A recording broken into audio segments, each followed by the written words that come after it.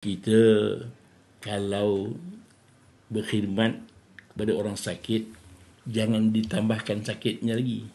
Pasal orang sakit tu dah sakit. Kalau bayar mahal, lagi sakit. Jadi bermakna kita tidak menolong mereka.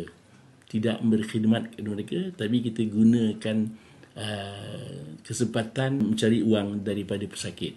Jadi tidak logik lah, maknanya kita menyusahkan lagi orang sakit itu. Dan kalau pun baik, itu pun belum tahu. Yang membaikkan, yang menyembuhkan Allah Ta'ala. Kita berusaha saja. Usaha kita itu taklah akan lebih daripada itu. Pasal memang zaman Nabi dulu begitu, memang ada 30 ekor kambing. Tetapi zaman sekarang itu berbeza. Zaman Nabi dulu, dia minta 30 ekor kambing.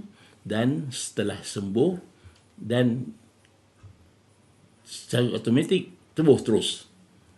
Yang kita sekarang ni belum tahu sama ada sembuh atau tak sembuh. Kalau tak sembuh, datang lagi, seekor kambing lagi. Maka 2 kali sakit.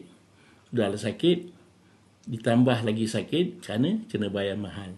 Jadi kita kena khidmat berpatutanlah kepada orang yang sakit itu.